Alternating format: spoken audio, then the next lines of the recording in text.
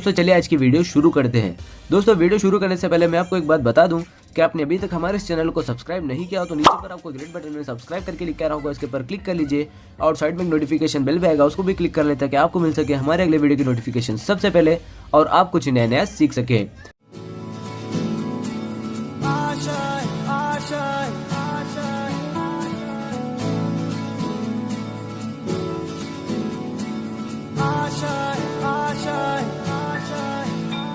कुछ पाने की हो आस आस, कोई अरमा हो जो खास खास आशाएं, हर कोशिश में हो बार बार, करे दरियाओं को आर पार आशाएं, तूफानों को चीर के मंजिलों को छीन ले, आशाएं ले दिल की, उम्मीदें हंसे दिल की, अब मुश्किल नहीं कुछ भी, नहीं कुछ भी, आशाएं ले दिल की। Hello students, good morning. तो विद्यार्थी मित्रों, આપણે જે ધોરણ 12 ની અંદર ચેપ્ટર નંબર 3 માનવ પ્રજનન વિશે અભ્યાસ કરતા હતા, તેની અંદર આપણે લાસ્ટ લેક્ચરની અંદર જોયું હતું કે ભાઈ જે સ્તન ગ્રંથિના અભ્યાસ વિશે શીખ્યા હતા। તો હવે વિદ્યાર્થી મિત્રો, આજનો જે આપણો મેઇન ટોપિક છે તે છે જન્યુજનન। કયો ટોપિક છે? જન્યુજનન। આપણે જોઈએ કયા ટોપિકનો અભ્યાસ કરવાનો છે? જન્યુજનનનો। તો પહેલા તો જન્યુજનનનો મતલબ ખબર હોવી જોઈએ। તો જન્યુજનનનો મતલબ શું થાય? તો કે જન્યુઓના નિર્માણની પ્રક્રિયાને જન્યુજનન તરીકે ઓળખવામાં આવે છે। તો આપને ખબર છે જન્યુઓ બે પ્રકારના છે। ક્યાં ક્યાં? શુક્રકોષ અને અંડકોષ। આ શુક્રકોષ અને અંડકોષને જન્યુઓ કહેવાય અને આ જન્યુઓ બનવાની પ્રક્રિયા છે એને જન્યુજનન કહેવાય। જનન એટલે બનવું। શું બને? તો કે જન્યુઓ, એટલે એનું નામ પાડ્યું છે જન્યુજનન। તો જન્યુઓ બે પ્રકારના, શુક્રકોષ અને અંડકોષ। એમાંથી આપને ખબર છે કે પુરુષોની અંદર શુક્રપિંડમાંથી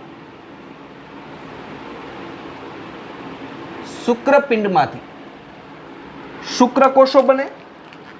શુક્રપિંડમાંથી શું બને છે? શુક્રકોષો બને। અને અંડપિંડમાંથી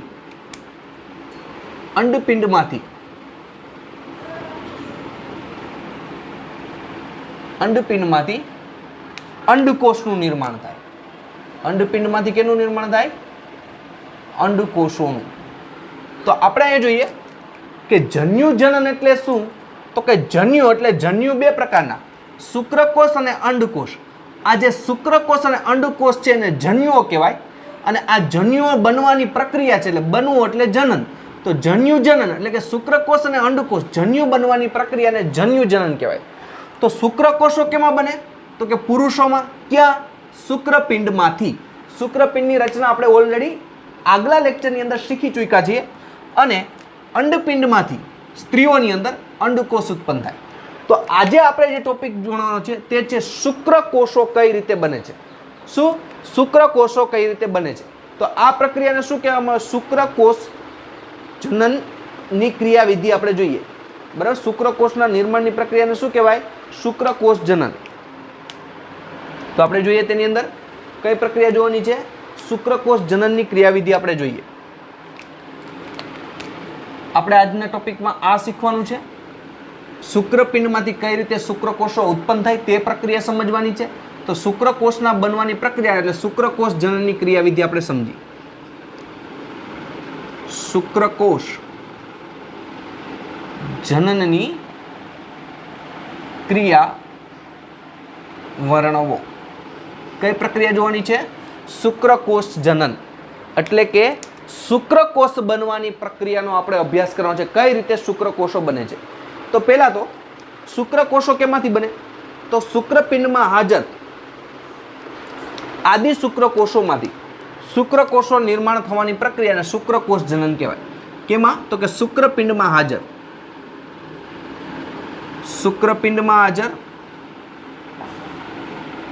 શુક્રપિંડમાં શું હાજર હોય? તો કે શુક્રપિંડમાં હાજર આદિ શુક્રકોષો। ખાસ યાદ રાખવાનું છે, શુક્રપિંડમાં હાજર કયા કોષો? આદિ શુક્રકોષો। શુક્રપિંડમાં હાજર આદિ શુક્રકોષો, આદિ શુક્રકોષોમાંથી શુક્રકોષ બનવાની જે પ્રક્રિયા છે, શુક્રકોષ બનવાની પ્રક્રિયાને કઈ પ્રક્રિયા કહેવામાં આવે છે? શુક્રકોષ જનન કહેવામાં આવે છે. પ્રક્રિયાને શુક્રકોષ જનન કહે છે. તો આપણે જોઈએ કે શુક્રપિંડની અંદર હાજર, તો શુક્રપિંડની અંદર શું હાજર હોય? તો આપણે ખબર હોય શુક્રપિંડની અંદર શુક્ર ઉત્પાદક નલિકા હોય. શુક્રપિંડની અંદર કઈ નલિકા હતી? શુક્ર ઉત્પાદક નલિકા.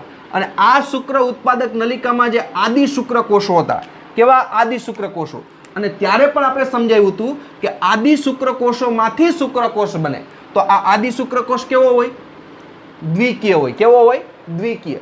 કારણ કે શુક્રકોષ બનવું હોય તો જન્યુઓનું નિર્માણ થાય ત્યારે અર્ધીકરણની પ્રક્રિયા થાય. કઈ પ્રક્રિયા થાય? અર્ધીકરણની પ્રક્રિયા થાય. અને અર્ધીકરણની પ્રક્રિયા એ જ કોષમાં થાય જે કોષ દ્વિકીય હોય. એકકીય કોષમાં ક્યારેય અર્ધીકરણ થતું નથી. તો શુક્રપિંડમાં હાજર કયા કોષો? આદિ શુક્રકોષો. તેમાંથી શુક્રકોષ બને. અને શુક્રકોષ બધા કેવા હશે? એકકીય હશે. તો આમ શુક્રપિંડમાં હાજર આદિ શુક્રકોષોમાંથી આ શુક્રકોષ બનવાની જે પ્રક્રિયા છે, એટલે કે આદિ શુક્રકોષમાંથી શુક્રકોષ બને ત્યાં સુધીની જે ઘટના છે એને કહેવામાં આવે છે શુક્રકોષ જનન તરીકે ઓળખવામાં આવે છે. તેને શું કહેવામાં આવે છે? શુક્રકોષ જનન તરીકે ઓળખવામાં આવે છે. તો એની અંદર શુક્રકોષ ક્યાં ઉત્પન્ન થાય? તો કે યુવાનીના આરંભમાં. ક્યારે? કે જ્યારે યુવાનીનો આરંભ થાય ત્યારે તેની અંદર શુક્રકોષો ઉત્પન્ન થાય છે. તો આપણે લખી શકીએ છોકરાઓમાં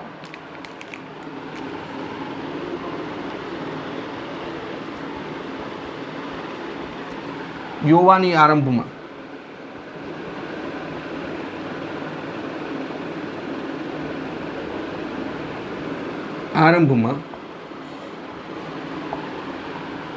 યુવાનીની આરંભમાં શુક્રકોષો બનવાનું પ્રારંભ થાય.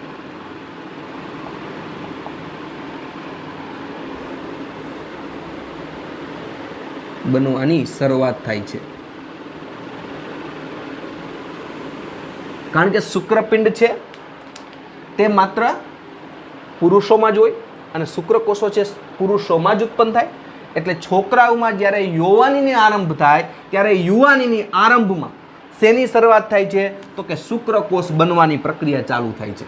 તો સૌ પ્રથમ આપણે જોઈએ કે શુક્રકોષ બને છે કેમાંથી? તો કે આદિ શુક્રકોષમાંથી. તો આપણે પહેલા અહીંયા આદિ શુક્રકોષ દોરીએ. આપણે કોષ દોરીએ. માનો કે આ કોષ છે એ કયો છે? તો કે આદિ શુક્રકોષ છે. આદિ શુક્રકોષ. કયો કોષ છે? આદિ શુક્રકોષ. હવે આ આદિ શુક્રકોષ છે એમાંથી શુક્રકોષ બને એટલે એનો મતલબ એમ કે આ આદિ શુક્રકોષ છે કેવો હશે? 2n. 2n મતલબ દ્વિકીય હશે.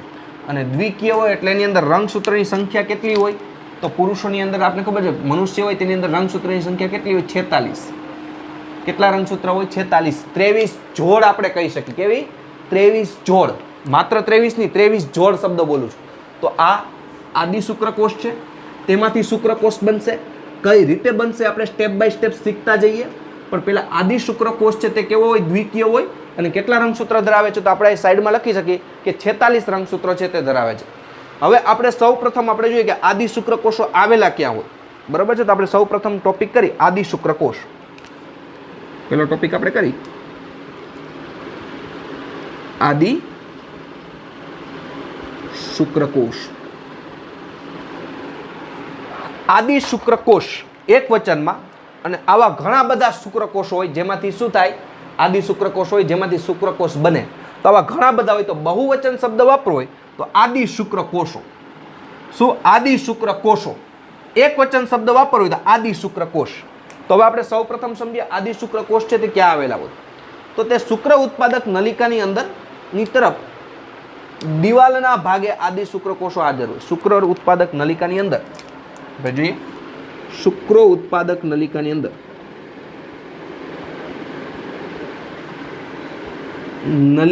અંદર બરોબર છે, શુક્ર ઉત્પાદક જે નલિકા છે એની અંદર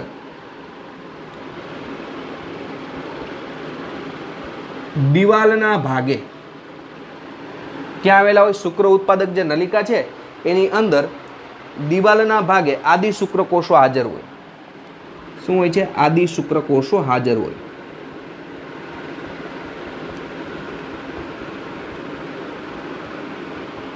તો સૌ પ્રથમ જોઈએ કે આદિ શુક્રકોષ, આ શુક્રકોષ કેવા હોય?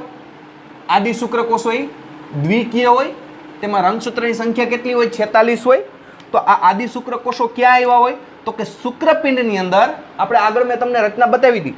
શુક્રપિંડની અંદર શુક્ર ઉત્પાદક નલિકા હોય. તો આપણે આગલા લેક્ચર યાદ હોવા જોઈએ જેમાં આપણે બતાવેલું છે શુક્રપિંડની અંદર શુક્ર ઉત્પાદક નલિકા હોય, અને આ શુક્ર ઉત્પાદક જે નલિકા છે એ નલિકાની અંદર દિવાલના ભાગે શું આવેલા હોય? આદિ શુક્રકોષો હાજર હોય. આપણે એક્ઝામ્પલ તરીકે લઈએ, માનો કે આ શુક્રપિંડ દોરીએ. આપણે શુક્રપિંડ દોર્યું, માનો કે એની અંદર શું આવે છે? તો કે શુક્ર ઉત્પાદક નલિકા છે. આ રીતના, સોરી આપણે ખંડો છે, આ ખંડો છે, અને એની અંદર શું આવેલી છે? તો કે શુક્ર ઉત્પાદક નલિકા. તો આપણે એક્ઝામ્પલ તરીકે લઈએ, માનો કે આ શુક્ર ઉત્પાદક નલિકા છે. આ કઈ નલિકા? શુક્ર ઉત્પાદક નલિકા. તો આદિ શુક્રકોષો ક્યાં હોય? તો કે શુક્ર ઉત્પાદક નલિકા. તો આ શુક્રપિંડ, શુક્રપિંડની અંદર ખંડો હોય, ખંડોની અંદર આ જે શુક્ર ઉત્પાદક નલિકા છે તેને દિવાલના ભાગે, તો આ દિવાલનો ભાગ, આ દિવાલની બાજુમાં કયા કોષો આવેલા હોય? આદિ શુક્રકોષો છે તે કેવા હોય છે? હાજર હોય છે. હવે એના ઉપરાંત આપણે જોઈએ કે આ આદિ શુક્રકોષો છે તે શું ઉત્પન્ન કરશે? તો આ આદિ શુક્રકોષો છે તેમાંથી શું થશે? પ્રાથમિક પૂર્વ શુક્રકોષોનું નિર્માણ થાય. તો પહેલા આપણે જોઈએ કે પ્રાથમિક શુક્રકોષો અથવા પ્રાથમિક પૂર્વ શુક્રકોષો છે કઈ રીતે નિર્માણ પામે છે? પ્રાથમિક પૂર્વ શુક્રકોષો, પ્રાથમિક પૂર્વ શુક્રકોષો. હવે એની અંદર જોઈએ વિદ્યાર્થી મિત્રો કે આ પ્રાથમિક પૂર્વ શુક્રકોષો છે કઈ રીતે નિર્માણ પામે છે? આદિ શુક્રકોષો તો ક્યાં આવેલા છે આપણને ખબર છે, પણ હવે એમાંથી પ્રાથમિક પૂર્વ શુક્રકોષો કઈ રીતે થાય? પહેલા આપણે આ બાજુ આવીએ. હવે માનો કે વિદ્યાર્થી મિત્રો આ જે આદિ શુક્રકોષ છે તે કેવો છે? દ્વિકીય છે. હવે એમાં સંભાજનની પ્રક્રિયા થાય. પહેલા કેવી થાય? વિભેદન પામે અને સંભાજન થાય. તો વિદ્યાર્થી મિત્રો આપને સંભાજનનો મતલબ ખબર હોવી જોઈએ. ધોરણ 11 ચેપ્ટર નંબર 10 બરોબર, એમાં આપણે શીખાતા કે સંભાજન એટલે કે એકમાંથી બે કોષ બને એટલે વિભેદન પામ્યું, એકમાંથી બે કોષ પામ્યા. એ બે કોષમાં રંગસૂત્રની સંખ્યા પૂર્વ અસ્તિત્વ ધરાવતા કોષ જેટલી જ હોય તો એને કેવું કહેવાય? સંભાજન કહેવાય. તો પહેલા આમાં શું થાય? સંભાજન થાય. તો સંભાજન થાય એટલે આપણે દોરી, માનો કે એકમાંથી બે કોષ બને,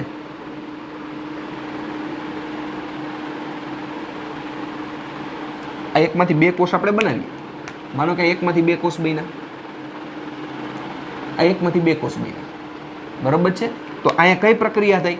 તો અહીંયા જે પ્રક્રિયા થઈ કઈ થઈ? તો કે વિભેદન તો પામ્યું છે, એકમાંથી બે કોષ બન્યા, પણ વિભેદન છે કયા પ્રકારનું હતું? કે સંભાજન પ્રકારનું. કયા પ્રકારનું? સંભાજન પ્રકારનું. સંભાજન અથવા તો સમસૂત્રી ભાજન, જે શબ્દ લખો એ સંભાજન અથવા સમસૂત્રી ભાજન, બરોબર છે. તો વિભેદન થયું પણ કયા પ્રકારનું થયું? તો કે સંભાજન પ્રકારનું અથવા તો સમસૂત્રી ભાજન, જે શબ્દ વાપરો. પરિણામે અહીંયા રંગસૂત્રની સંખ્યામાં ફેરફાર ન થાય. અહીંયા રંગસૂત્રની સંખ્યા કેટલી રહે? આ પણ દ્વિકીય કોષ રહે, આ દ્વિકીય કોષ જ રહે, અને આ બધામાં રંગસૂત્રની સંખ્યા કેટલી હોય? તો કે 46 જ હોય. તો હવે આ રીતના માનો કે ઈ કોષો વળી પાછા વિભાજન પામે. આપણે ફરીથી એમાં દોરીએ, માનો કે વળી પાછા એ કોષો છે એ વિભાજન પામે, એ પણ સંભાજન પ્રકારે. આ કોષો છે વળી પાછા વિભાજન પામે. આપણે એક્ઝામ્પલ તરીકે લઈ શકીએ કે આ કોષો છે એ શું થાય છે? ફરી પાછા માનો કે વિભાજન પામે છે. તો આ કોષો છે ફરી પાછા વિભાજન પામે એટલે વળી પાછું સંભાજન પ્રકારનું હોય. તો આ પણ કેવા હોય? તો કે દ્વિકીય કોષો જ હોય. કેવા હોય? દ્વિકીય કોષો જ હોય. બધામાં રંગસૂત્રની સંખ્યા કેટલી હશે? 46 જ હશે. તો આ રીતના આદિ શુક્રકોષોમાં સંભાજનની પ્રક્રિયા દ્વારા આવા જેટલી વખત થાય, આવા લાખોની સંખ્યામાં બનીએ, આ બધા જે કોષ બન્યા, બરોબર છે, એને બધાને કેવા કહેવામાં આવે છે? પૂર્વ પ્રાથમિક શુક્રકોષ કહેવામાં આવે. કેવા કહેવામાં આવે? પૂર્વ પ્રાથમિક શુક્રકોષો તરીકે ઓળખવામાં આવે છે. તો કઈ રીતે? તો કે હવે આપણે જોઈએ કે તેમાં આદિ શુક્રકોષો તો એ દ્વિકીય હોય, એટલે પરિણામે શું થાય? એમાં બરોબર છે. તો પરિણામે શું થાય? આદિ શુક્રકોષો છે તે દ્વિકીય હતો. હવે આ આદિ શુક્રકોષ હતો એ દ્વિકીય હતો, તેમાં શું પ્રક્રિયા થઈ? તો કે સંભાજનની પ્રક્રિયા થઈ.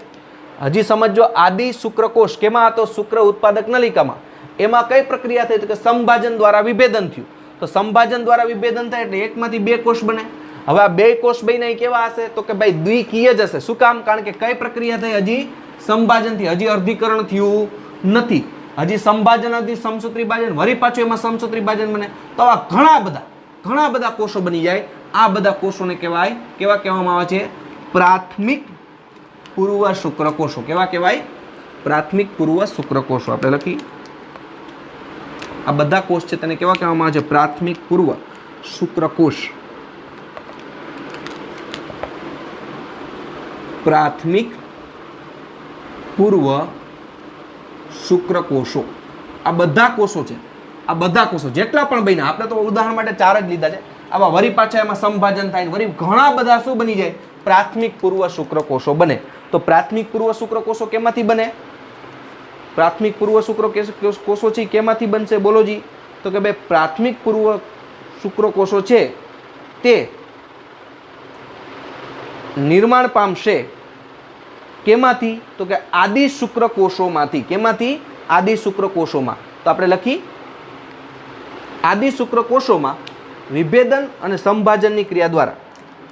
આદિ પૂર્વ શુક્રકોષોમાં, આદિ શુક્રકોષોમાં કઈ પ્રક્રિયા? તો કે વિભેદન અને સંભાજન. સંભાજન મતલબ શું થાય? સમસૂત્રી ભાજન. બરોબર. તો આદિ જે શુક્રકોષો છે તેમાં વિભેદન અને સંભાજનની ક્રિયા દ્વારા ઘણી સંખ્યામાં પ્રાથમિક પૂર્વ કોષો, ક્રિયા દ્વારા ઘણી સંખ્યામાં પ્રાથમિક પૂર્વ શુક્રકોષો. કેવા કોષો કહેવાય? પ્રાથમિક પૂર્વ શુક્રકોષો નિર્માણ પામે છે. શું થાય છે? નિર્માણ પામે છે.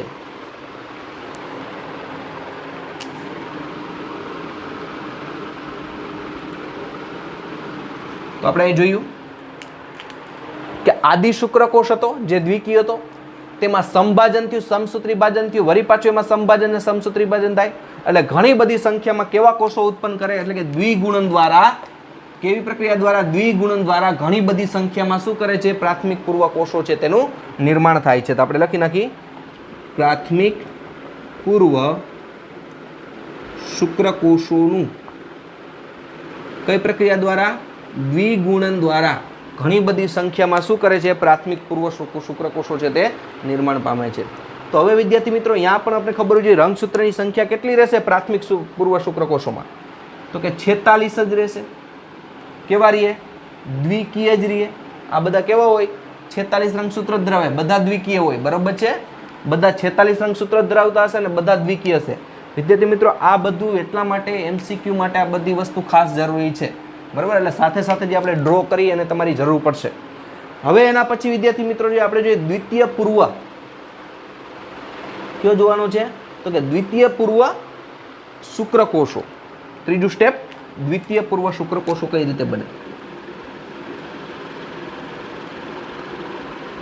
પૂર્વ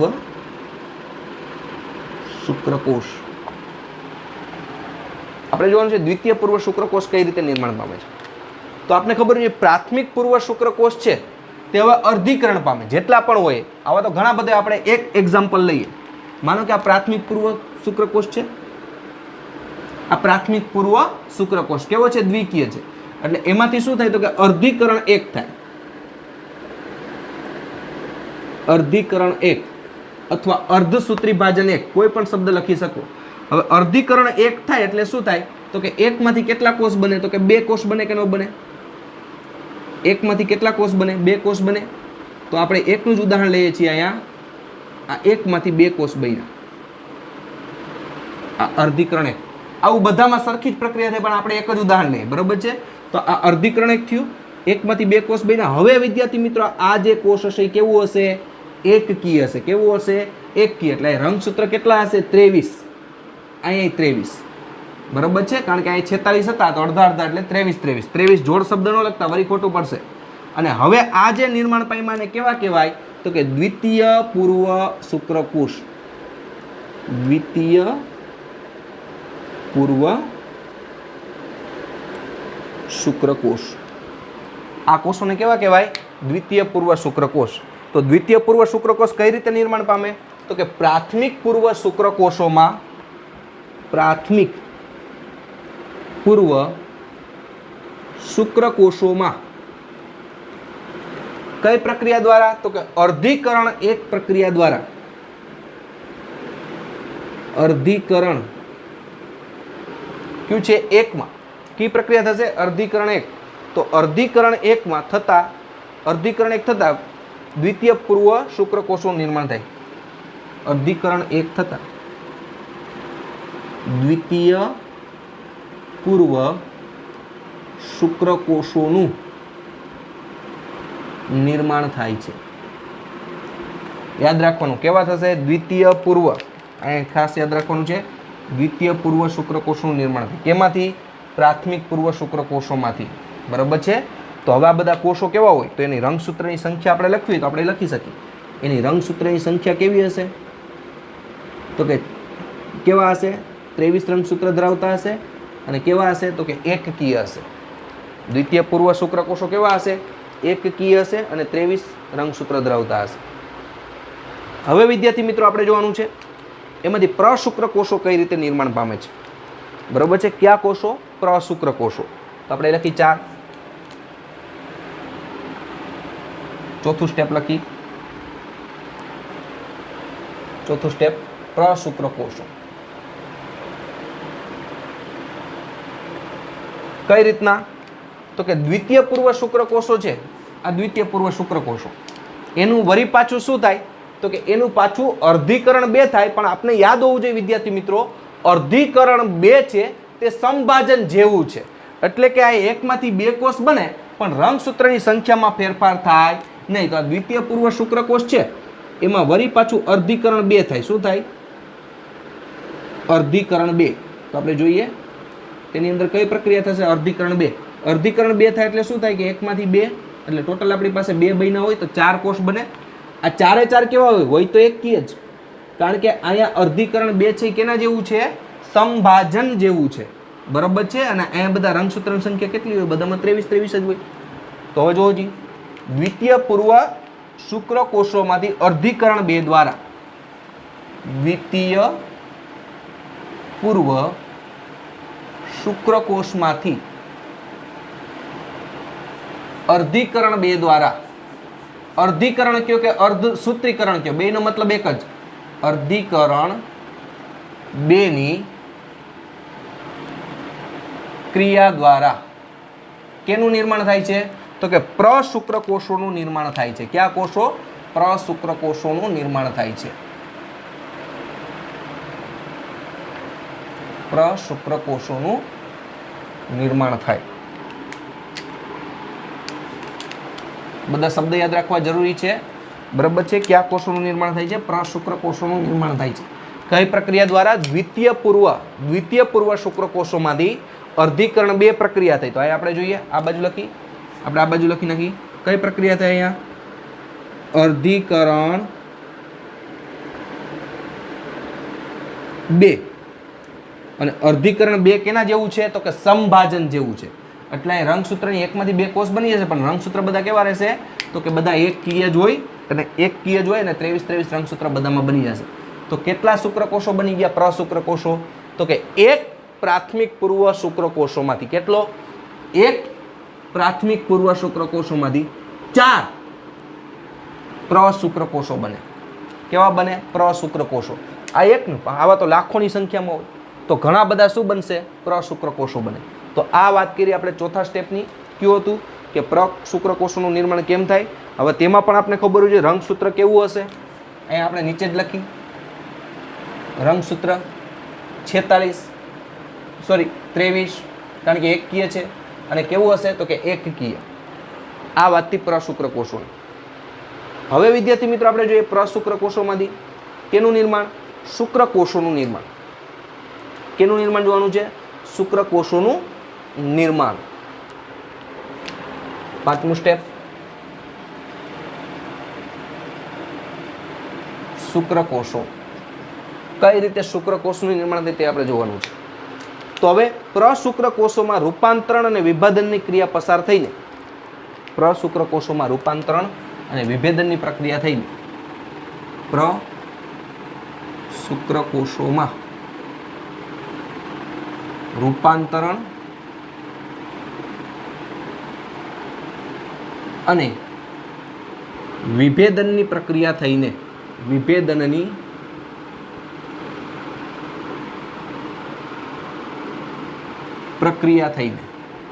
પ્રશુક્રકોષોમાં શું આપણે પ્રશુક્રકોષોમાં રૂપાંતરણ અને કઈ પ્રક્રિયા? વિભેદનની પ્રક્રિયામાંથી પસાર થઈને શુક્રકોષોનું નિર્માણ કરે છે. એને શુક્રકોષોનું નિર્માણ કરે છે.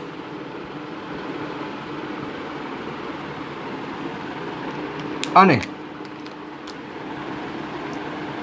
આ ક્રિયાને શુક્રકાયાંતરણ કહે છે. બરાબર છે? આ પ્રક્રિયાને શું કહેવામાં આવે છે? તો કે શુક્રકોષ કાયાંતરણ કહેવામાં આવે છે.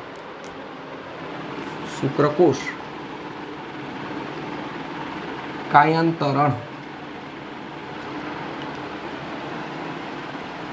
કહેવામાં આવે છે.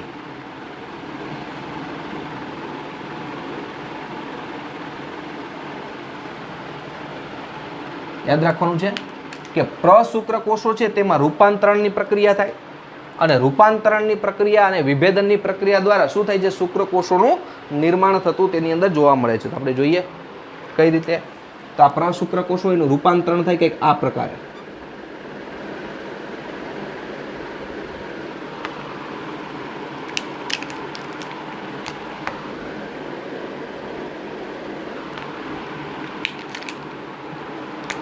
એમાં શું થાય છે? તો કે રૂપાંતરણની પ્રક્રિયા થાય છે. એટલે પ્રશુક્રકોષોમાંથી કેનું નિર્માણ થાય છે? શુક્રકોષોનું નિર્માણ થઈ જાય છે.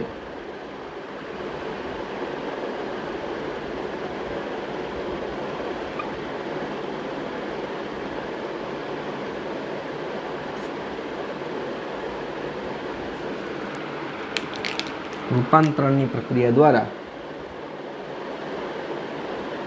પ્રશુક્રકોષોમાંથી કેનું નિર્માણ થાય છે? તો કે આવા પૂંછડી જેવા ભાગ જોવા મળે એટલે પછી પ્રશુક્રકોષોમાંથી શુક્રકોષોનું નિર્માણ થઈ જાય. તો આ પ્રશુક્રકોષો હતા. આ પ્રશુક્રકોષોમાં રૂપાંતરણની પ્રક્રિયા થાય. આપણે જોઈ છે, મેં દોરેલું છે.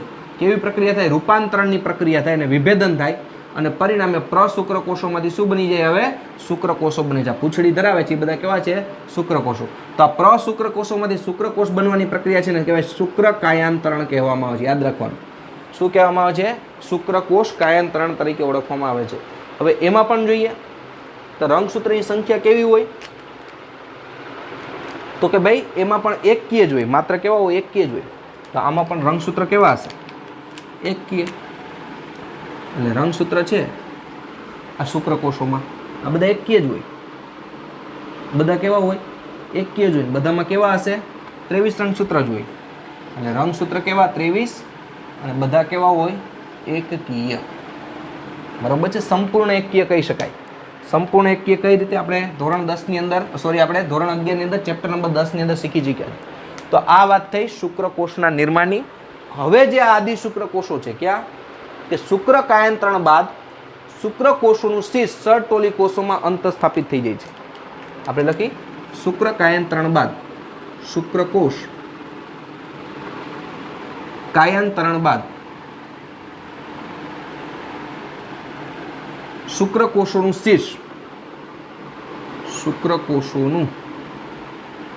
શીર્ષ કેમાં? સર્ટોલી કોષોમાં અંતઃસ્થાપિત થઈ જાય છે. કયા કોષો? સર્ટોલી કોષો. અને આ સર્ટોલી કોષો આપણે આવી ગયા છે. સર્ટોલી કોષોમાં અંતઃસ્થાપિત થઈ જાય છે.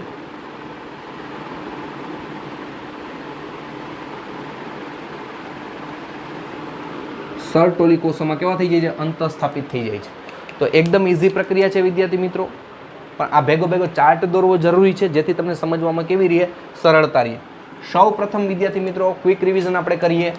સૌ પ્રથમ આપણે જોયું તો કઈ પ્રક્રિયા જોઈ હતી કે જો ભાઈ જન્યુજનન. કઈ પ્રક્રિયા આપણે અભ્યાસ કર્યો તો પહેલા? જન્યુજનન. તો હવે આપણે જોઈએ કે આ રીતના જે શુક્ર ઉત્પાદક નલિકામાંથી મુક્ત થાય છે, શું થાય છે? અંતે શું થઈ જાય કે શુક્ર ઉત્પાદક નલિકામાંથી મુક્ત થાય. શુક્રકોષો ક્યાં મુક્ત થાય? અંતે. તો અંતે શુક્રકોષો શુક્ર ઉત્પાદક નલિકામાંથી મુક્ત થાય. શુક્ર ઉત્પાદક નલિકામાંથી મુક્ત થાય તેને શું કહેવામાં આવે છે? તો આ જે શુક્રકોષો છે શુક્ર ઉત્પાદક નલિકામાંથી મુક્ત થાય તેને, એટલે આ પ્રક્રિયાને શુક્રકોષ જનન કહે છે. શુક્રકોષ જનન કહે છે. એકદમ ઇઝી પ્રક્રિયા. ફરીથી રિપીટેશન કરી સમજવું સહેલું છે. પહેલાં તો આપણે જોયું હતું જન્યુજનન. તો કે જન્યુ બે પ્રકારના શુક્રકોષ અને અંડકોષ. આ શુક્રકોષ અને અંડકોષ બનવાની પ્રક્રિયા એટલે જનન, એટલે એને કેવું કહેવાય? જન્યુજનન. બરાબર. તો શુક્રપિંડ હોય એ શુક્રપિંડમાંથી શું બને? શુક્રકોષો બને. અને સ્ત્રીઓની અંદર અંડપિંડ હોય એમાંથી શું બને? અંડકોષ બને. તો આજે પહેલા આપણે જે અભ્યાસ કરવાનો છે કેનો કરવાનો છે? તો કે શુક્રપિંડમાંથી શુક્રકોષ ઉત્પન્ન થાય એનો અભ્યાસ કરવાનો છે. તો આ પ્રક્રિયાને શું કહેવાય? શુક્રકોષ જનનની પ્રક્રિયા કહેવાય. કઈ પ્રક્રિયા કહેવાય? શુક્રકોષ જનનની. પહેલી વસ્તુ શુક્રપિંડ છે, તો શુક્રપિંડમાં શું હાજર હોય? તો કે શુક્રપિંડ છે આ શુક્રપિંડ. આ શુક્રપિંડમાં કયા કોષો હાજર હોય? આદિ શુક્રકોષો હોય. કેવા હોય? આદિ શુક્રકોષો. આ જે આદિ શુક્રકોષ હતો, આ આદિ શુક્રકોષમાંથી આ શુક્રકોષ બનવા સુધીની પ્રક્રિયા છે. સમજો, આદિ શુક્રકોષમાંથી આ શુક્રકોષ સુધી બનવાની જે પ્રક્રિયા છે આ આખી પ્રક્રિયાને શું કહેવાય? તો કે શુક્રકોષ જનન કહેવાય. હવે તમે ચાર્ટ ઉપરથી સમજી શકો તો શુક્રપિંડમાં હાજર, કેમાં હાજર હોય? શુક્રપિંડમાં હાજર. ક્યાં હાજર હોય આપણે પછી જોશું. શુક્રપિંડમાં હાજર કેવા કોષો હોય? આદિ શુક્રકોષમાંથી ક્યાં બની જશે? શુક્રકોષ બનવા સુધીની જે પ્રક્રિયા છે આ આખી પ્રક્રિયાને શું કહેવાય? શુક્રકોષ જનન કહે છે.